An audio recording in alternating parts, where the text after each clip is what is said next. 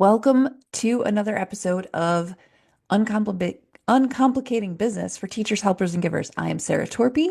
I am the creator of Selling for Weirdos. I am a business coach. I am a parent. I am leading into summer, all the things right now with you. So I'm happy to be with you today. Thanks so much for joining me. Today, we are talking about trust and timelines.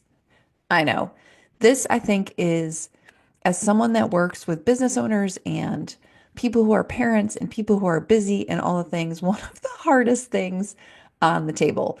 It is maybe the hardest version of trust, at least for me and for many, many, many of my clients.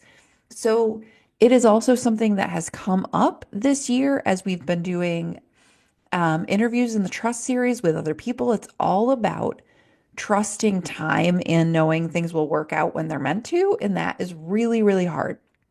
So, what I wanted to bring you today are a couple of ways to practice trusting your own timeline.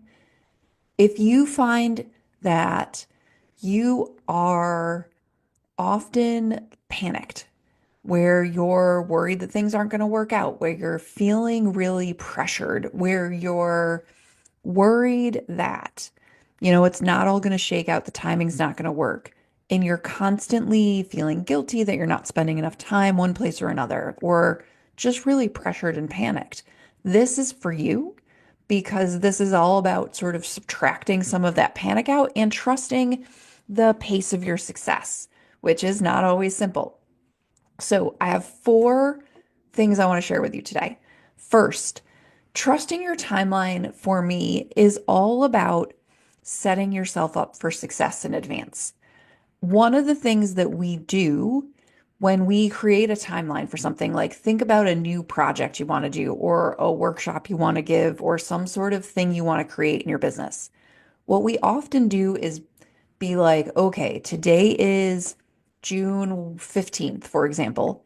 I am going to create all the things, launch it, and have it ready for people by June 20th. Knowing well that, three of those days are weekends, one of them is, or two of those days are weekends, one of those is day you're not at your desk, and then all of a sudden you gave yourself 48 hours, of which you'll have to spend all of them working, and your life doesn't actually allow that. So, often we create and expect unrealistic timelines for ourselves. I mean, I know I do it. I know you do it too. I know. It's okay though. So the first thing is, when you're setting up a timeline for your project, be honest. And I say this as someone that does not enjoy that personally, but I often look at my own timelines as I'm setting them up and it's like, okay, for real though. Is this real? Can I do this in this period of time? Is it set to launch in a period of time where I can't actually do that, right? Because it's the middle of school getting let out. It's the middle of family vacation. I don't know, for some crazy reason, I tend to try to set things up like that and always find myself at odds with my own calendar.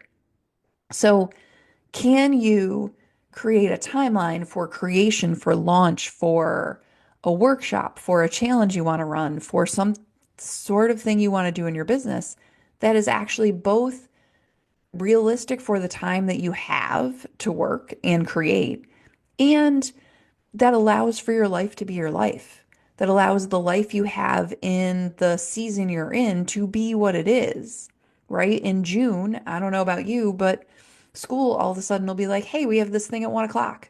Like, oh, okay, well, I guess I'm going to school at 1 o'clock today. Or your kid has a half day today for the like 3 days they're left in school. So it is knowing, what else is going on in the time of the year. It's knowing how much time you have to create and work.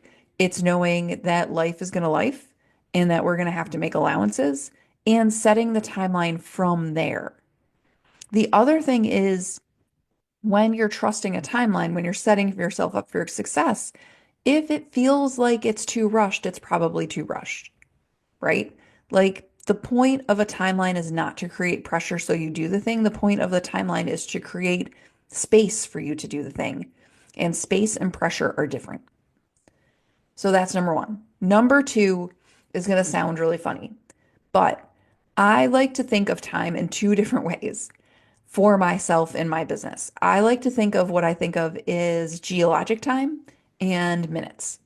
So, for example, if I'm going to think in geologic time, I think in grand scale, like 30 years. Geologic time is much bigger than that, right? It's like the history of Earth. But I want to think in like a time unit that feels so big to me that little things aren't going to be a big deal. So I ask myself if my goal is success 30 years from now, to be a successful business for 30 total years, what does it mean to have this particular dilemma today? Will these 2 days that I don't work on this matter? Will the timeline being a week longer than I feel like it really should be matter? Will it ruin everything? Will I be broken? Will it all fall apart, right? Because I didn't meet this day-to-day demand. Will geologic time work against me? Most of the time, the answer is no, because in geologic time, days are not a big deal, minutes are not a big deal, right? So when we step back into the really big picture, I think often it's like, oh, wait, if I step back into like the 30 years of success, I'm already doing pretty well, right? I am growing each year. I am learning each year.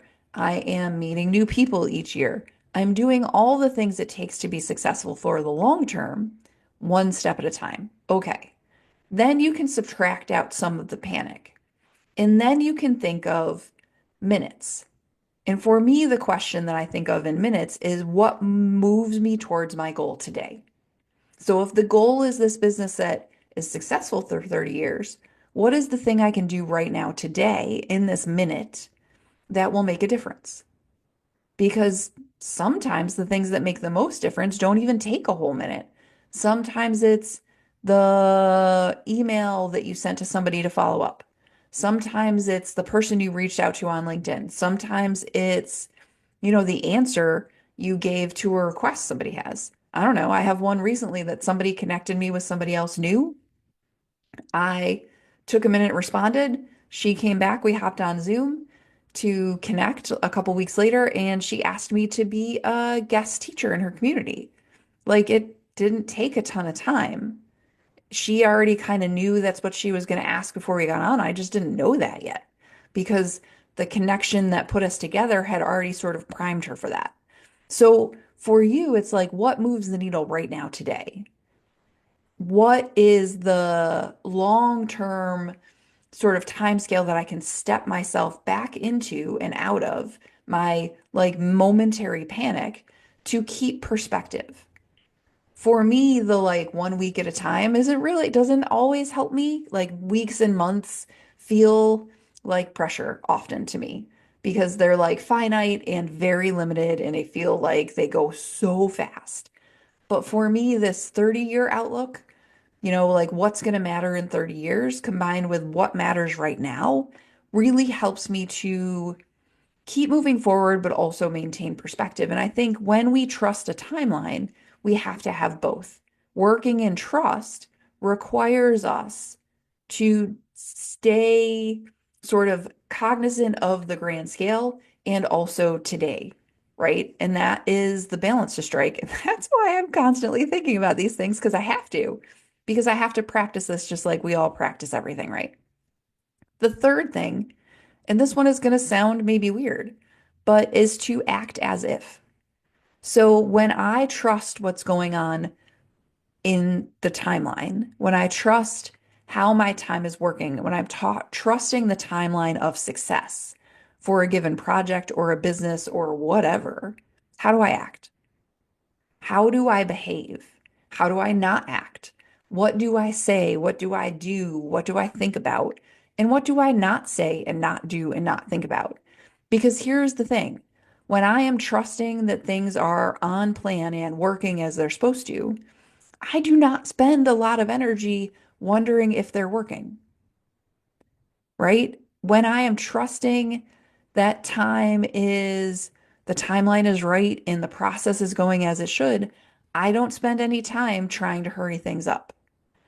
I don't try to double my workload in weird ways. I don't get like pushy with myself or other people. I know it's all going to work out. It's a very grounded place to be. Do I always know that in my head? No. But do I remember that sometimes it's my job to act like I do, even if I don't? Yes. Like right now, for example, we're in the midst of buying and selling a house. This to me has been the ultimate act of trusting the timeline, and it is hard right now for me to do this. Like I am struggling with it. By the time this podcast episode comes out, hopefully I'll be done struggling with it and it'll all be moving forward. I'm sure that's the case, but you can tell right now, even now, I'm like, I don't know. But my job is to show up and think, okay, it's all going to plan. Nothing is wrong. Everything is right. Everything is going to work the way it's meant to. And just simply take the next step. What I'm not going to do is panic. Because when I trust the timeline, I don't panic.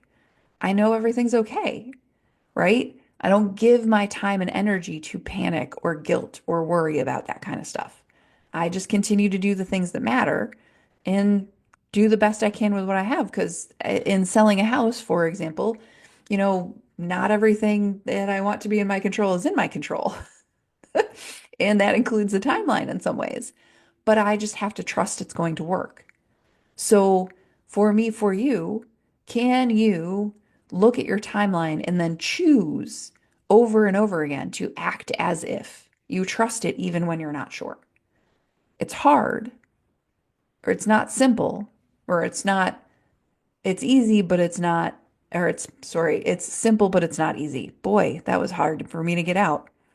The last thing, and this is, in all things, there's one that matters more than the rest. And I think this last one is the one. The last one is be an active participant. Trusting your timeline does not mean that you are passive about it. It does not mean that you just hope the things work out and happen when they're meant to happen. That is not what trusting the timeline is. Trusting the timeline is an active process. It's a two-way street. You set up the timeline so it's successful, so it's easy for you to succeed. You act as if you trust it. You are aware in the geologic time scale and the minute to minute scale. And then what you are doing is your part, right? You are not waiting for success to happen. You are doing the things you know it takes to be successful.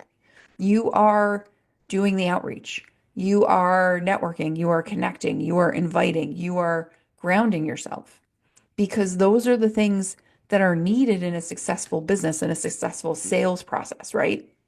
So if you are going to trust your timeline, it is not sitting back and hoping it happens because that's not an active stance in trust.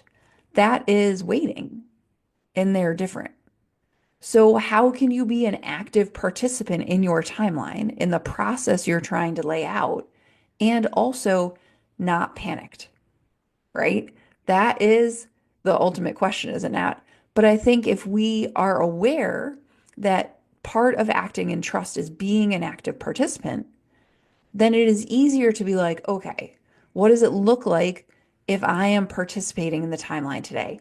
How am I moving the timeline forward? And in what ways am I waiting and not taking action that I could? So for you today, try some of these things. Let me know your thoughts.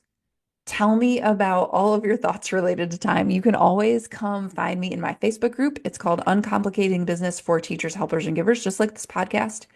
You can schedule a time to talk on my website, which is called torpycoaching.com. You can follow me on TikTok. You can come visit me on LinkedIn. I'm pretty easy to find. I am all the places. If you want to connect and you just want to chat, please just reach out and do that. You can send me an email or we can find a time on the calendar that it works to talk one-on-one. But if you have questions about time and the timeline, if you have questions about trust, if you have thoughts, please feel free to send them my way. I would love to hear from you. And from there, happy timelines, happy summer, happy trust, my friends. I know you've got this.